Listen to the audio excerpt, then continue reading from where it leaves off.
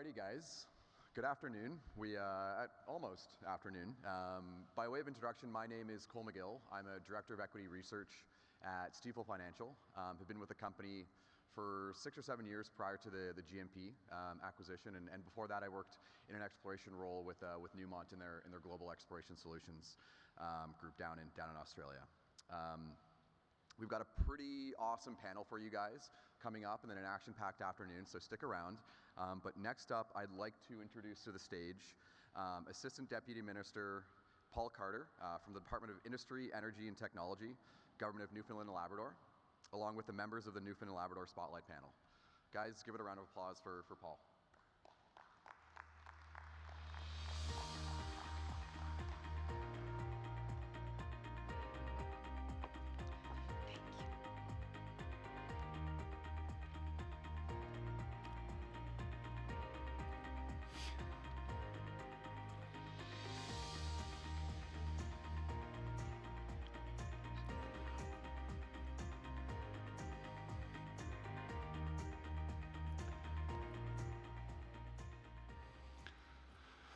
Good morning. Thank you very much for the opportunity to be here today. My name is Paul Carter, and I'm with the provincial government, the Department of Industry, Energy and Technology. I'd like to take this opportunity to thank our conference organizers, Joanne, for this special invite for the province of Newfoundland and Labrador, and also as well some of our active mineral exploration and development companies who are joining us and we'll be talking with during our panel session here today. I'd also like to take the opportunity to thank Angie Stockley, who has arranged much of this on behalf of the province, together with our marketing and promotions team with the department. And one thing I would like to say is also a quick thank you, and doing it before I perhaps ever run out of time, is to say thank you to the IET staff back in Newfoundland and Labrador, who always work tirelessly to advance mineral development within the province. So let's get started. I'll try to be brief. We got a lot to talk about with our panel, and I'm sure there's going to be lots of exciting discussion as we go forward. So I just get the slides going. Okay, Newfoundland and Labrador, top-tier jurisdiction for mining, exploration, and development. We're very proud of that, and we regularly rank within the top 10 jurisdictions globally around the world. And we're very proud of that. We've done a lot of work to get to that place, and the importance of being able to stay in that place and ahead of the curve is a priority for us. In 2025, we're expecting a great year, approximately $6 billion worth of mineral shipments to be produced in Newfoundland, and which is increasing from last year when we had approximately $4.6 billion worth of production. And this is being led by Vale underground mining, new nickel production coming on stream, new gold production coming on stream this year as well, and certainly higher iron ore output from existing operations. Our employment is expected to remain around 8,000 persons, which is very significant for our economy. And exploration expenditures are going to be somewhere in the order of about $260 million. The province is a stable, low-risk jurisdiction with a long history of resource development, and one where people work together to ensure that things get done. This is a slide I'd like to, perhaps a safe harbor statement. These aren't mines in waiting, but they are certainly illustrative of the potential that exists in Newfoundland and Labrador, and the richness of the potential that is there for further mineral discovery and development. Anybody who might be aware of the geology of the province, it's quite impressive. It is a continental collision zone, which is the foundation of its complex and mineral-rich geology.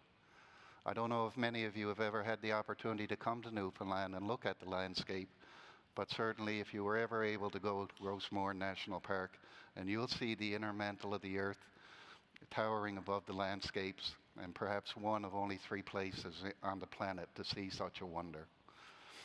The Torngat Mountains of Labrador contain rocks that are estimated to dating back to approximately 3.9 billion years old, amongst the oldest on the Earth, and presence of geological formations and mineral systems not found anywhere else in North America. The province remains largely unexplored.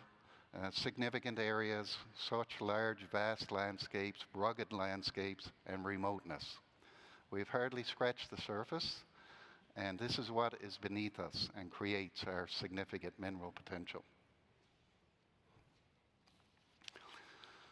We've been a world-class jurisdiction for mineral discoveries and developments. If we go back to our history with the Green Bay, Bay Verde area, copper gold district, iron ore mining at Bell Island, very close to St. John's, where we extended mines a lot of kilometers underneath the Atlantic Ocean. The Buckens district, high-grade base metal production with active exploration currently ongoing as well. The Labrador Trough, 70 years of production thus far. And of course, the Voisey's Bay nickel, copper, cobalt mine near Nain on the coast, towards the coast of Labrador, and its Long Harbour processing facility operations. Perhaps a model from the modern mining world to follow. Rich Indigenous engagement and participation in the project, and at the end result, a very low carbon, perhaps one of the lowest carbon nickels available in the world, built and put together because of innovation and a switch in hydromet technology and development. It's something that we should be very proud of. Now transitioning from the ovoid to underground operations, which were commissioned this year. The province has a rich and generational mining experience. It's been a part of our history for almost 200 years. The province has a skilled workforce with deep experience in mining and logistics, and generations of workers and supportive communities that form the backbone of the industry. Newfoundland and Labrador offer strong labor pool and local support that reduces risk. We have a very mature supply and service sector, and we have very innovative people. You don't live on the coast of Labrador or on an island in the North Atlantic and not be creative and innovative. We've done a lot and we've accomplished a lot in terms of our place in the country. And if you look at where Newfoundland and Labrador resides, it's in a very strategic location. You know, I don't have to say too much more about it. You can see the shipping lanes, you can see the deep water ports, you can see the transportation corridors, and you can see the proximity to different jurisdictions around the world.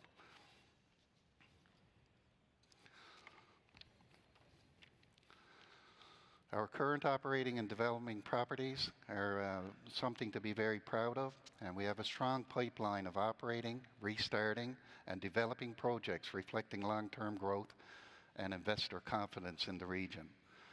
Construction is nearing completion at Calibre's gold mine, Valentine Gold Mine, the province's largest gold project thus far, with first gold expected this year in 2025. So we're very proud about that. I'm very proud of the work of the group at Calibre and a recent merger and acquisition occurring with Equinox. Maritime Resources is reactivating the Hammerdown Gold Project in the Green Bay area and is also supported by the restart of its Pine Cove gold mill. Firefly Metals is advancing a major restart at the former Ming copper mine, aiming to add more than triple the previous production that the operation used to deliver. There are additional projects in the province that are developing across gold, copper, critical minerals, supported by infrastructure and permitting momentum.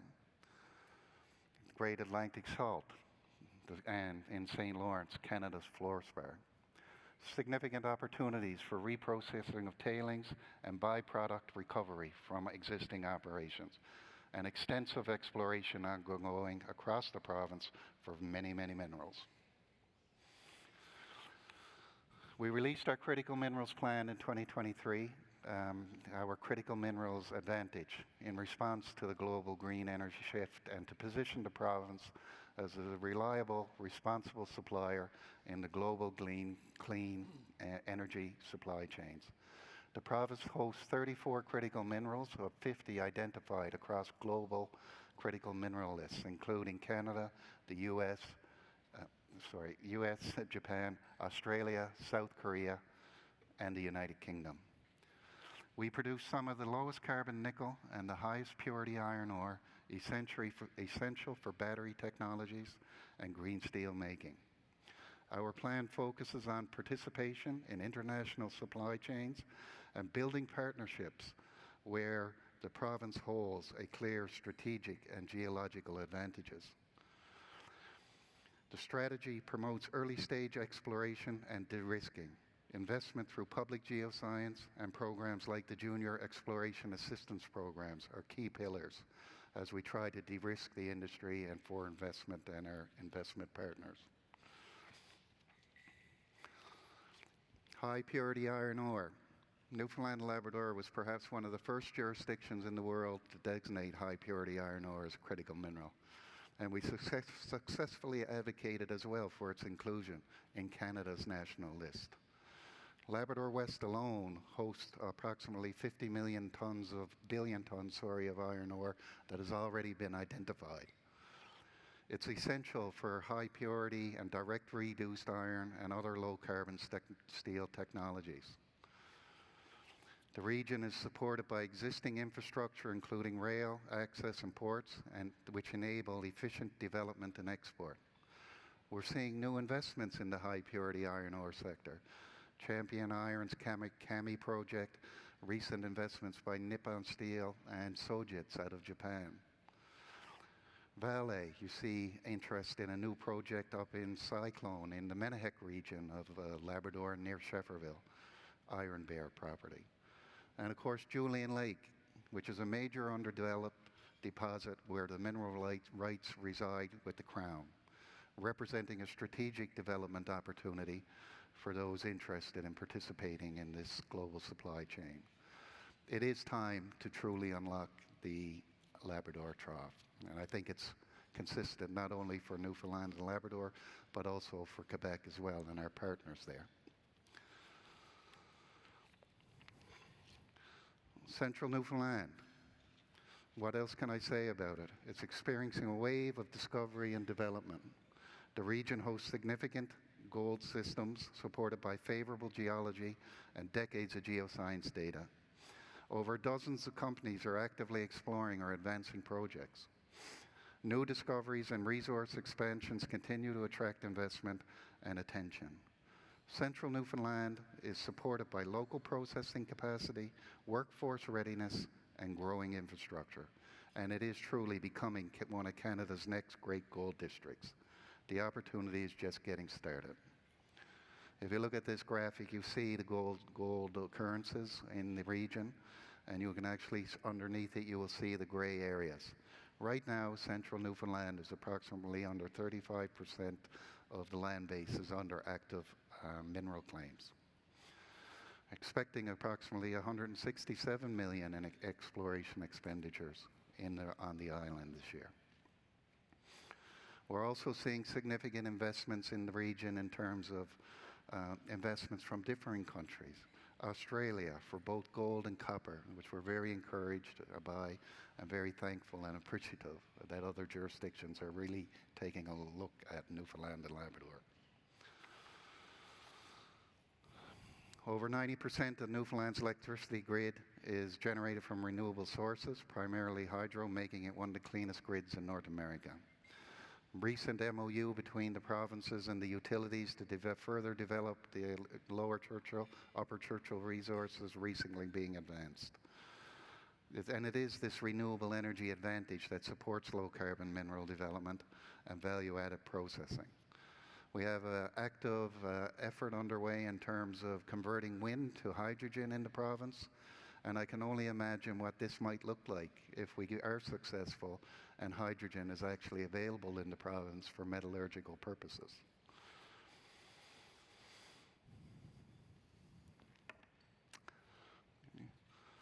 And I go, perhaps my last slide, but a few things I'd like to say here in the collaboration front. The province is blessed with an active mining industry NL and is an active industry association representing the sector's interests and helping identify workforce development priorities. A strong prospecting community is supported by the Newfoundland Labrador Prospectors Association, with ties to training and early stage exploration. The Canadian manufacturers and exporters, NL plays a key role in supporting industrial capacity across the mining sector. This province has such a strong base of service and supply companies that do support the regions, the companies in the regions. We are often very active and engaged as well in collaborating with our federal government partners on infrastructure and necessary requirements to unlock opportunities. This discussion happens quite frequently, and we participate in regional energy and resource table discussions. I'd like to conclude by saying, there's a lot happening in our province, and a lot of it is driven by our mineral potential and our experience. But it's also, very important, the people who have an interest in resource development and the wealth and generation that can be created by mineral development. So I'd just like to say thank you. I'd like to say thank you to the prospectors, the junior explorers, the developers, the operators, and their investors for their continued confidence in the province's mineral sector and choosing the province as a good place to do business. We are truly appreciative of this. So with that being said, that's perhaps enough for the bureaucrat, but I think it would be great that we now kind of transition into the panel discussion along with my colleagues, and perhaps, they'll stress test exactly what I just said to see if it's all true. Thank you very much.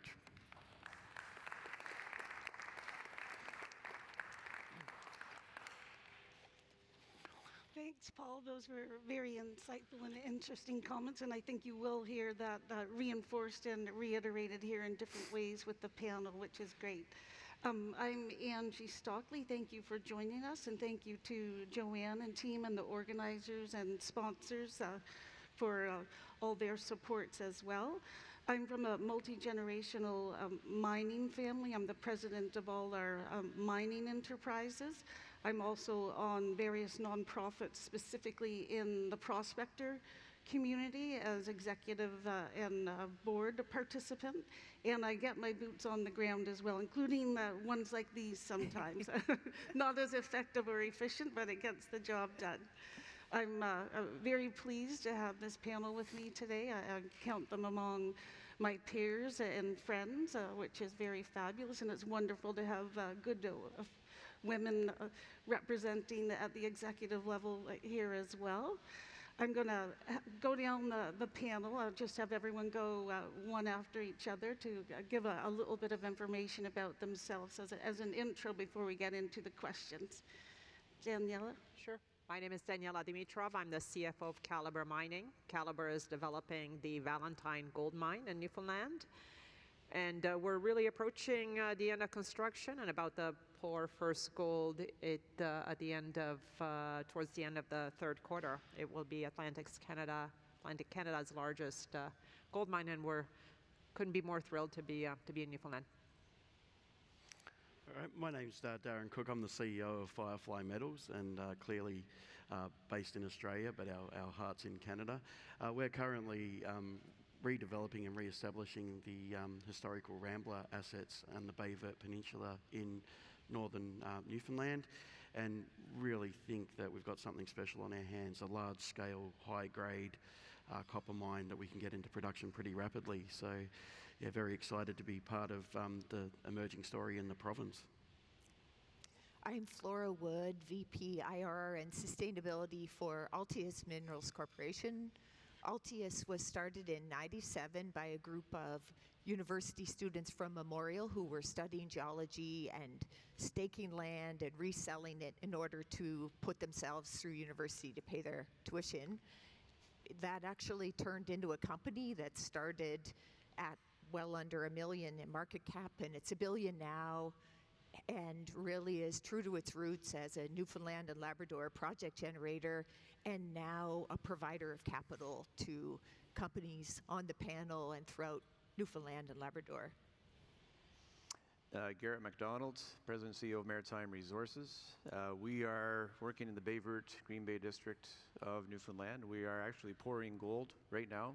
We're a story of a junior company that's been through the development, soon the development process and the permitting process. So we do have a processing plant called Pine Cove. It's now producing gold, and our next project to come online is our Hammer Down Gold project. It's a high-grade open pit development project. Small scale, high margin, coming online later this year.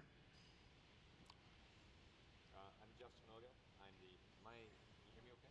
No, you're not. No. Okay, sorry. Can you hear me now? Yeah. Oh, there we go. I'm Justin Oga. I'm the CEO of Exploits Discovery. We're explorers in Canada. We've got great properties along the Alpine Fault with our big brother and friend, Newfound Gold. We've been exploring there for about 4 years, and we've had a couple nice high-grade gold discoveries. I'm Keith Boyle. I'm the CEO at Newfound Gold, and we have I'll say a significant property package in Newfoundland. We've measured it. It's 2% of the island, so quite significant. And we've got a resource that just came out in March, and our PEA is just getting done. And so we'll see what kind of project that we're going to develop in the province. Thank you, everyone. I'm going to start with some questions that are focused around why Newfoundland and Labrador is such a great jurisdiction. And the first question is for Darren. Darren, I know you have benefited already from the well-run permitting system and responsiveness of the parties that are involved in those processes. How important is that to you as you move forward with and advancing your project? Yeah, look, having really a clear and timely permitting process is critical for investment. Investors want certainty, and they want a quick pathway to realising profits. And the reality is we're competing for capital, not just in mining globally, but against other industries as well. So it's absolutely vital that we've got a clear pathway to getting approved so people can see returns on their investment. And you know, the support that we've had from the Newfoundland government is absolutely next level. I would say that there's no better jurisdiction on earth to get that done, and that's recognised by our investors. And to the point where just overnight we've announced an $80 million capital raise. That would not be possible without a great jurisdiction to work in. Great, thank you. Garett, you're next. I know you have the Hammer Down advancing to production soon. How important has the process efficiency been for you? Yeah, the same as Darren's comments. It's critical. We would not have gotten this far at all with a smaller project, mind you, without having that certainty and that responsiveness with the province to get things done quickly. Right? In our business, especially for junior mining companies without any revenue, we're relying on investors' generosity to support the efforts to build the mine, and that has to happen, honestly, very quickly. So otherwise, that investment can go somewhere else. So we've got a window to get things done, and windows within the cycle of the commodities that we're chasing. It's been a great experience for us. We were able to get through permitting for our Hammer Down project quite quickly, and that's made all the difference for us completely. Great, thank you. Keith, with you leading the new management team at Newfound Gold and new to our jurisdiction relatively, has there anything that has been surprised or impressed you relative to the efficiency of processes in Newfoundland and Labrador? Yeah, the right word is impressed. So I guess there's, when you talk about jurisdictions, once you have the geology in place, now it's about advancing the project and speaking to colleagues. I've known Garett for quite a while, and right away it was, there's a will in government to do that. And when you can start discussions early, and we have, is start so that your project develops, evolves in the design phase, as opposed to doing all that work and then getting kicked back. Oh, and then you got to start over again. And doing that. If you can start up front, and have that dialogue right up front. We've started that dialogue. Well, it started actually before I started in the year. And it's been evolving that way. And I think that's the first part. And then the second part is the community support, unparalleled. Like, just, you know, we've not heard a no, call it. You know, it's been, ooh, I have a concern. Then there's the will on the company side, responsibility on the company side to address the concern. But there's a will and a want to have the projects there. So you have those two in place. Fantastic. Amazing, thank you. Daniella, from your perspective, you have an advanced project as well, and I know that the local hiring requirement is very important in the jurisdiction. I wondered what your experience is with the support for that. Absolutely, and I want to add on to what my colleagues have said. I mean, we could not have had a better permitting experience in the jurisdiction, and so we're obviously farther along. And about the Pour Gold, all of our major permits are in hand. And when I think about the Newfoundland government from a permitting perspective, what comes to my mind is solution-oriented, and which is, I think, what you've heard from everybody, but I just wanted to echo that that's been our experience as well, and again, we're much farther along on that front. You know, from a labor perspective, and it's interesting, we're having the discussion in the context of where we started the conference, and talking about Canada and some of the trade barriers coming down and labor mobility barriers possibly coming down. You know, we've had an interesting experience.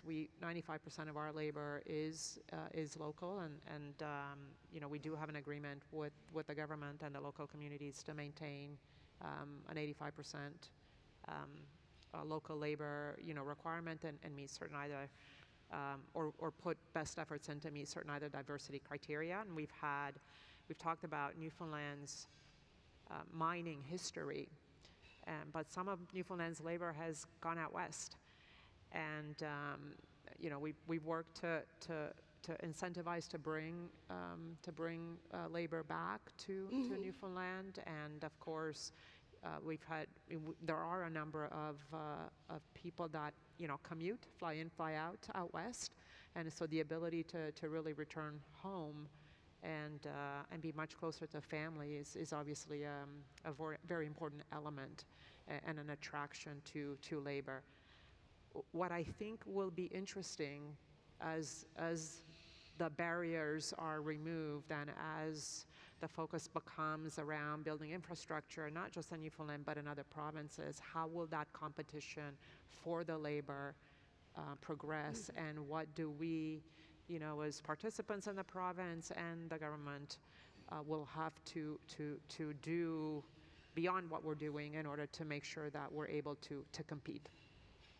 Yeah, no, absolutely, and that's very impressive local engagement there. And I know Newfoundlanders, we want everybody to come home, so the locals very much support and appreciate that. Flora, from your perspective, you had mentioned the deep roots of Altius, you know, really foundational in Newfoundland and Labrador, and a lot of the early work that was done there. What's your perspective on the province support and how that plays into the fact that Altius still maintains a very significant presence and headquarters there? Thank you. I feel underqualified to speak because Altius has 18 people and 4 of us are non-Newfoundlanders. So I'm sorry that you're getting one of the 4 who's a non-Newfoundlander and you're not getting Brian Dalton, the founder. But having said that, St. John's is the only place that I can go where the daily market wrap-up on the radio covers 3 things, and they're not the price of gold, the S&P, or the TSX.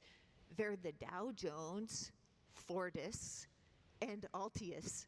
So we are absolutely accepted in the community, and we've received the kind of support province-wide and including Labrador that basically keeps a company there for this many years, never a change in the head office.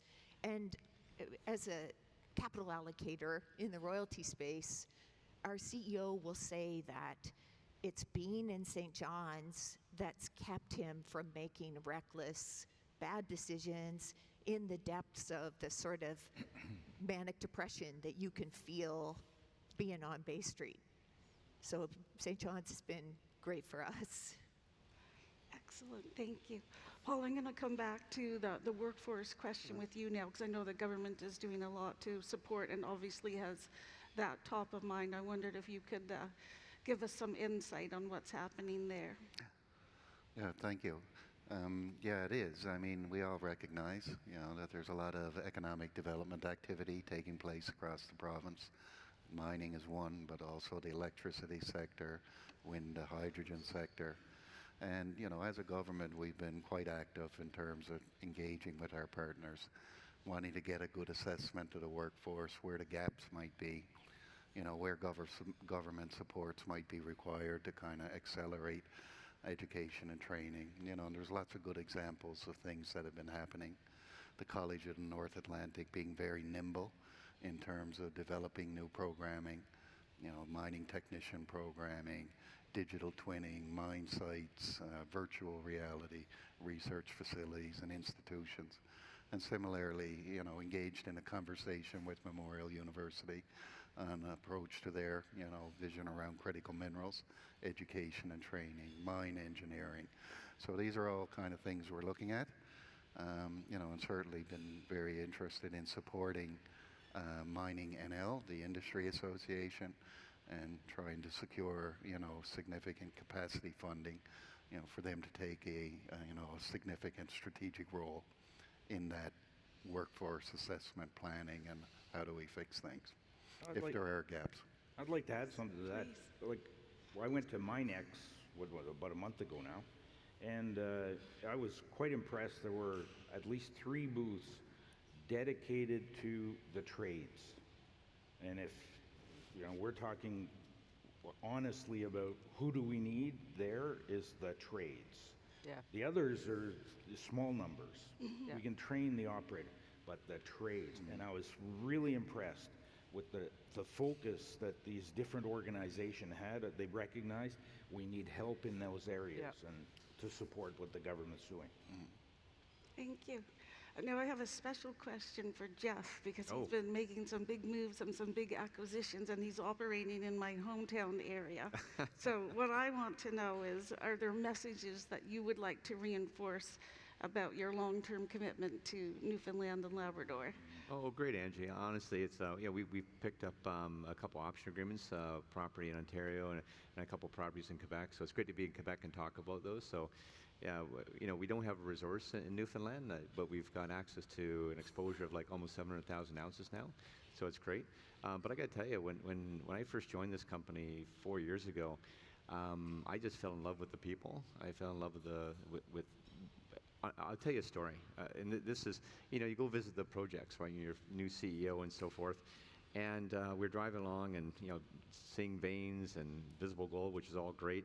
And then we went off on the highway, and then just before we got off the highway, there was some garbage on the side of the road, and so our exploration manager, gotta stop, threw the garbage in the truck, and I go, oh, was that our garbage? He goes, no, we just do that stuff, because they care. They truly care, and it was just a fantastic story. And even I was there a week, and even though I go to Newfoundland quite a bit because of what we're doing there, I spent my 30th wedding anniversary there. So we went back to Newfoundland and wanted to spend the money in Canada and so forth. So we're super pleased. But honestly, us having Ontario, Quebec, and Newfoundland world-class jurisdictions is just fantastic. Yeah. Thanks for the special question. Now I'm going to move on to strategic enablers themed questions. I'm going to start with Garett. He's got the Pine Cove Mill and Nugget Pond infrastructure there for processing. And how have those assets, what are the implications of those in shaping your execution strategy? Yeah, so we own two processing facilities, I guess, in Newfoundland. One is called Pine Cove, which we are now operating, and we're just kind of commissioning the plant really for the main event, which is our Hammer Down project.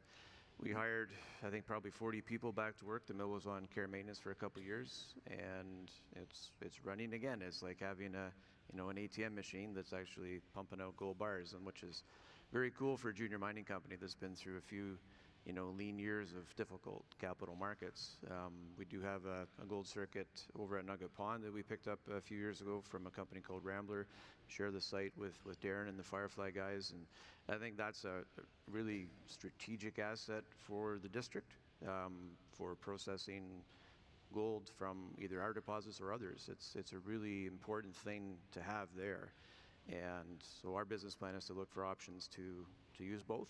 Right, as a company, we'd love to be able to see both of these plants running, growing production profile, starting with our own Hammer Down project first, and then growing from there. So we took a risk a few years ago, as a company without any cash flow, to be buying mills and taking on a little bit of debt without cash flow. That also is a little risky, but it's worked out, and I think we're arriving now at $3,400 gold at a very good time to start something. And I think long term, those two process plants are going to be around for a very long time, and lots of room to expand, optimize, and be available for other things throughout the province, I think.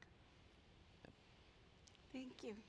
Keith, you're in a very enviable accessibility situation with your Queensway project. I wondered if you could speak to the advantages there.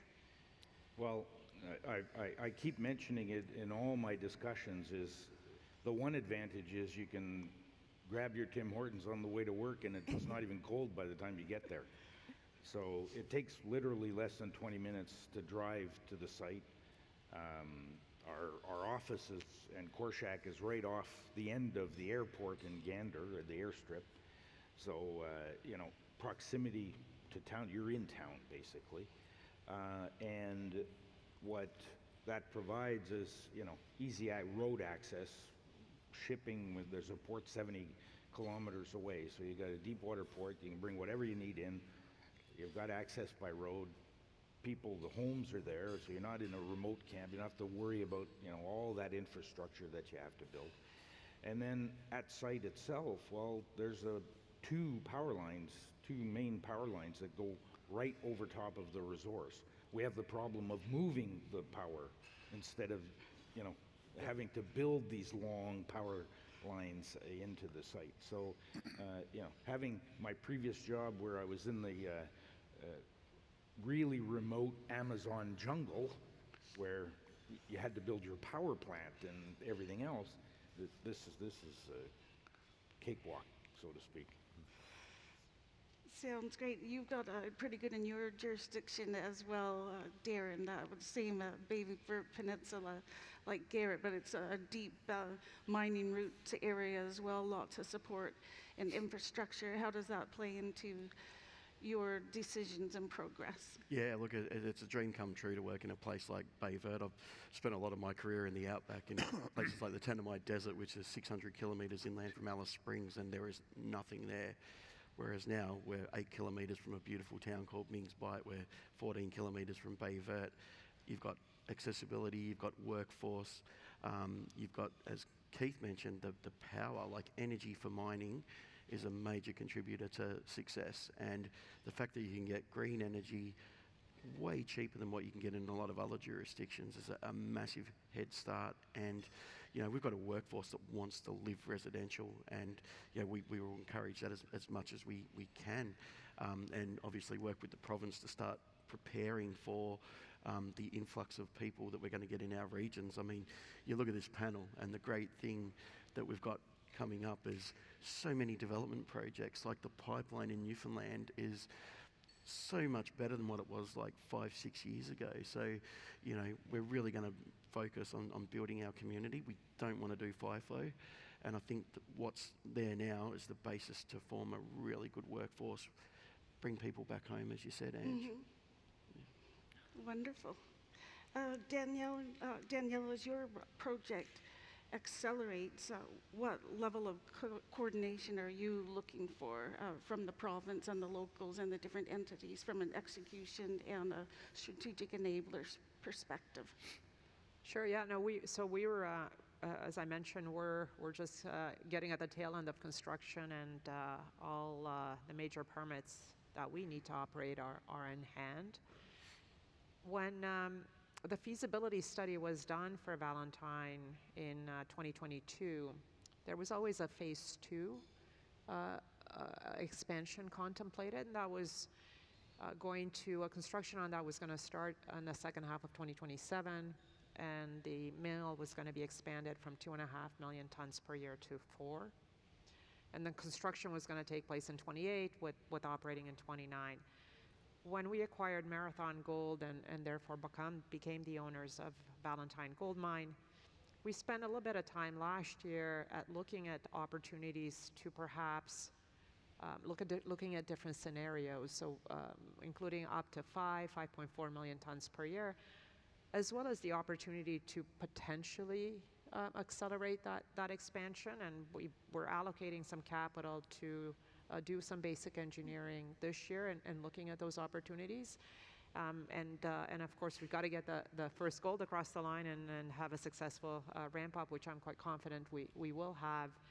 And we look forward to working with the province in looking at solutions and what that might look like. And we've sort of updated the market on how we're progressing on that, and we look forward to that. And again, lots of activity going on in the province, of course, with our colleagues here and others. Yeah, it is great. It's fantastic to see the things advancing to, those strategic stages that are much more exciting than. My next questions are around the competitiveness of the jurisdiction, more, relative to others, or what keeps people there. So my first question there is for Flora. So Altius is a little bit different than the other companies here that are more explorers with the royalty-based, emphasizing project generation and partnerships type approach. I know there's obviously coming from a strong exploration background as well, but how does the overall collaborative regulatory model create strategic advantage for you, again, that and shapes your decisions to stay and commit in the province? It's a good question. I think it was really interesting to see your map earlier because we have about 46 exploration stage royalties, and the vast majority of them are in Newfoundland and Labrador. So the mineralization deposits on your map really show how prospective the Newfoundland and Labrador is. And through that, we've had partnerships where we're both a royalty holder and typically an equity holder, including follow-on equity investments with juniors, including TRU, Churchill, CanStar, Cantera, High Tide Resources. We were a 30% owner of Rambler for the same Ming mine that Darren's talked about. So it's really more of a question of why go elsewhere. So we have gone elsewhere. We've been in Finland, Australia, Chile, Argentina, but the province is so prospective, and there's been such good collaboration on the permitting side, and with being able to find other capital who'll come in with us. We're in some of the very big capital projects, so in the Labrador Trough iron ore, that it's really been a unsurpassed area to operate. Yeah, it's great. Thank you. You definitely hear it. It's a rare mix that you find in the Newfoundland and Labrador jurisdiction, which is, I'm certainly biased. I'm from there, but it is true. You can hear from all these people that aren't necessarily from there and don't have the same local commitment as me. Keith, again, you're coming in with a bit of a fresh perspective. So compared to other jurisdictions that you've worked in, what really stand out as the advantages for you in Newfoundland and Labrador? The community support, full stop. To me, when, again, you're always looking for the naysayers, those that in opposition, because then you'll strategize around what it is you have to do to advance your project with that in mind. And so when you don't have that, when like that just doesn't exist at all, it just makes it so much easier to advance your project in a constructive dialogue, first with the regulators, and then the government, and then with the communities, where they come at it from a point of view of, hey, we actually want jobs.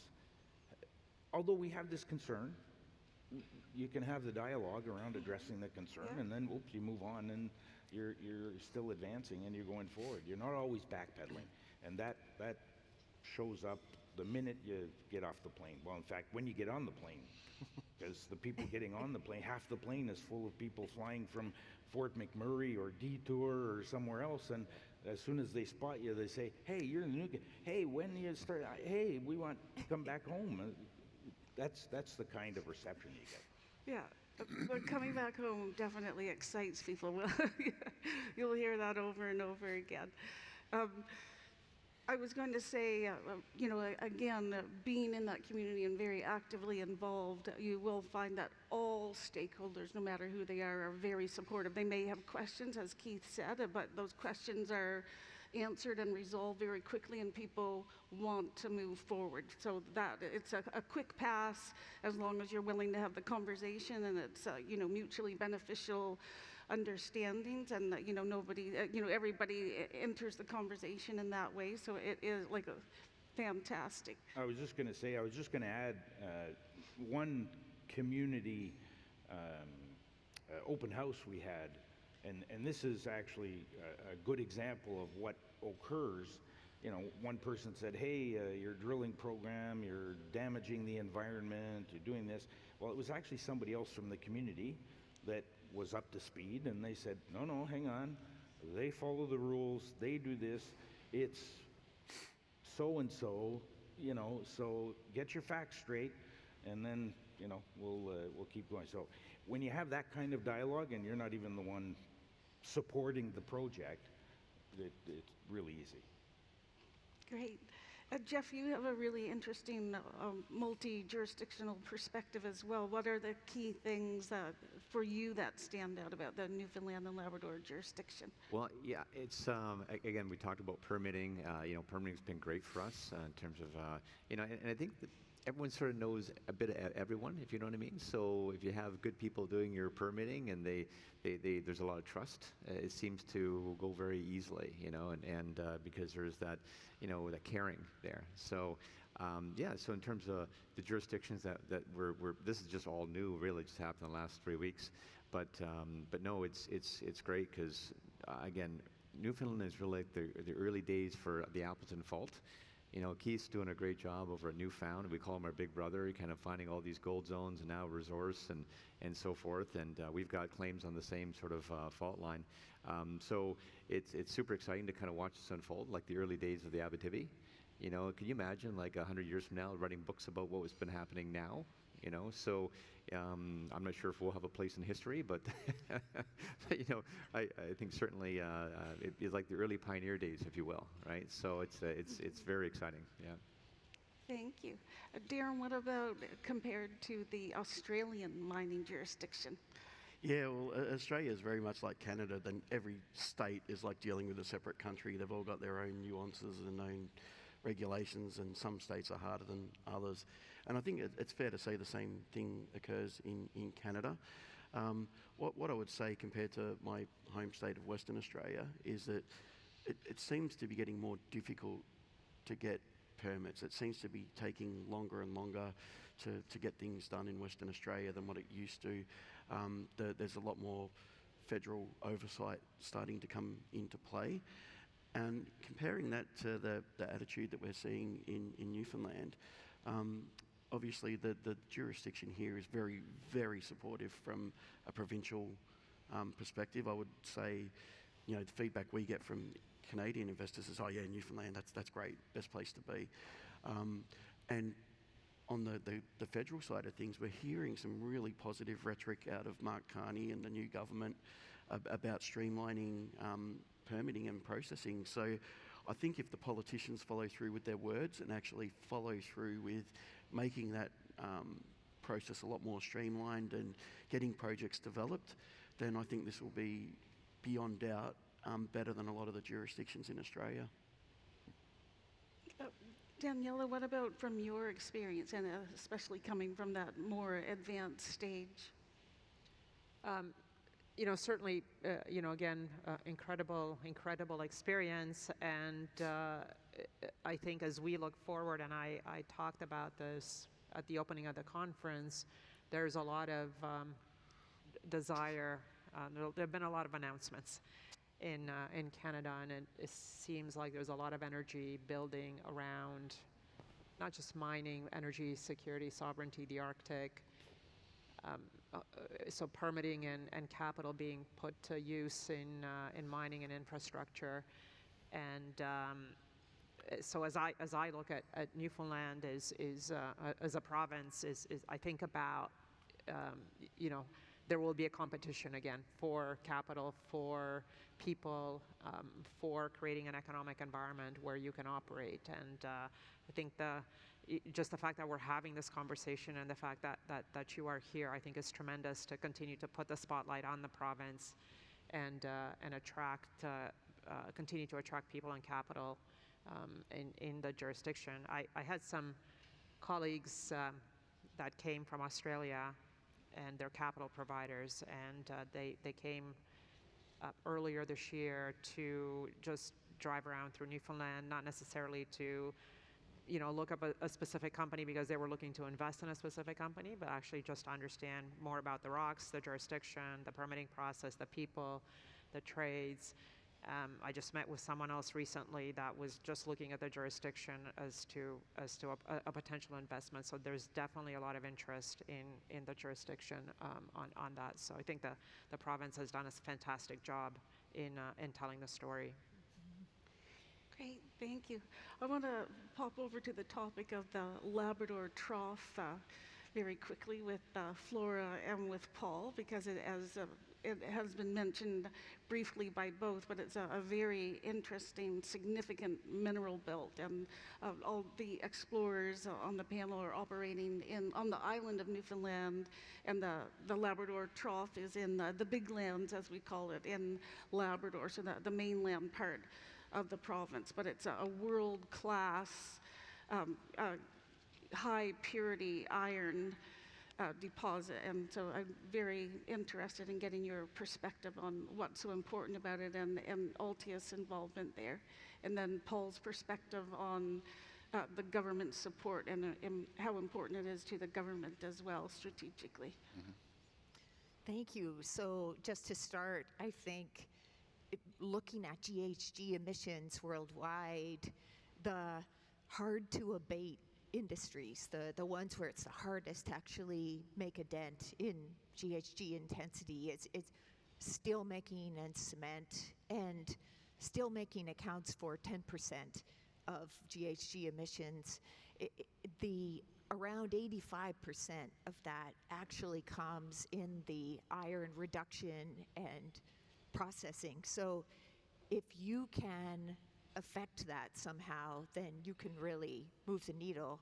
So the Labrador Trough iron ore GHG intensity is already in the somewhere between the lowest decile to the lowest quartile. And there's technology and hydrogen activity underway that you'll probably talk about that can even move that further. Our own involvement is we were very early staking the Kami project. We drilled it in 2003 and vended it out. This is how long and punishing cycles can be, but it actually went bankrupt held by a junior Champion bought it out of bankruptcy. So now in the hands of Champion, it's a 9 million ton per annum, high purity iron ore deposit. It's expected to come after the current Champion initiative, and the great thing is it's got capital. So Nippon Steel, the fourth largest steelmaker in the world, and Sojitz are backing it with around 549 million of funding before Champion has to put forward their construction spending. And to Altius, we've got a 3% gross sales revenue royalty. This would double our existing revenue, so by far the single most important royalty in our portfolio. Thank you. Yeah, it's really interesting. I mean, you know, I think our objectives are pretty clear as a government, what we'd like to see happen with the Labrador Trough and, you know, further development in the region. And it's really quite ironic, Flora, because when I first started working with the provincial government, it was in an executive capacity. It was in an office in Labrador City. And your predecessors, or some people who are still with the company, were one of the first customers through the door. And they were staking the claims on known resources in the region and, you know, envisioning what might happen in the future. I mean, this shift, the green steel phenomena, I mean, our time is right. It's the right time to be really looking at this. And you know, I mentioned earlier our colleagues in the province of Quebec. I mean, collectively, there's big infrastructure that exists, but there's big infrastructure that's needed to truly unlock it. So, you know, we're all go for it, and you know, we'd love to see. It's our one of our economic backbones in terms of the mining sector right now. But these are very expensive developments. They're billions of dollars, order of magnitude, and you got to get it right. So we're very excited, encouraged. Thank you. Daniella, I had another question for you relative to, again, your advanced stage big project. Are the policies and government responsiveness keeping pace with your development? And Oh, you know, absolutely. As you know, as I said, all our permitting is in hand. In addition, we're very committed to the province. We're investing about $20 million in exploration this year, and we expect our spend on that to be at least around that in 2026. So we, similarly to others here, have a large property package. We've had some great exploration results to date, and along with continuing the construction last year and this year, we've made sure that we're allocating capital to exploration. When we look at our mine plan, we've got a 14-year life and using only about less than 50% of our reserves. And so we've got the mineral inventory already to support increased production and a longer life, but we continue to invest in exploration, and because we're just thrilled to be there. great. I know, Paul, that it's very important with that keeping pace, as I mentioned, that's top of mind with the government for sure, and there's a lot that you're doing. We talked about the workforce and how you're ensuring that the government is supporting that, but what other areas is the government actively working in to make sure Newfoundland and Labrador stays ahead of the curve and a top-tier jurisdiction? Yeah, sure. I mean, if you think about what's ongoing right now, some of our policy objectives, we've recently revised the Quarry Resources Act, to get more modern, to make it more efficient, to expedite and assist with permitting. We have a Mining Act and Mineral Act currently under review. We see lots of opportunity perhaps for, where there might be duplication between the two acts in terms of regulatory processes. There is perhaps opportunities that they can become one. This is just a couple of things that we're looking at. Adding more people where necessary in the organization to assist with the amount and the volumes of work that are taking place. So, while we're doing well, we recognize there's always room for improvement, and certainly willing to work with industry to make necessary steps and changes to kind of make the projects happen. So Great. I know we're supposed to wrap it up here, but I'd like to give the panel an opportunity to do one bullet point comment if there's anything you haven't had an opportunity to say that you'd like to say. Daniella? Solution oriented. Yeah, I'd say like let's get building. Yep. Watch Cami, and after that, Julian Lake.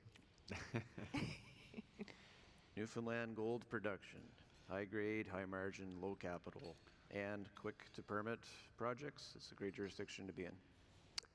Great jurisdiction, early days of the Abitibi. Yeah. People. And for me, I guess it would be collaboration and partnerships and working together to get the job done. Fantastic. Thank you, Paul. Thank you, esteemed panel. Thank you, audience. And definitely thank you to Joanne and her whole team and all the people involved in organizing and supporting, sponsoring this event. Absolutely fantastic. I just want to thank Angie. I Yes. call her the informal ambassador for Newfoundland and Labrador. Honestly, she just does a fantastic job. So a round of applause for Angie here. Thank you. Okay, Terrific. Thank you, everyone. thank you.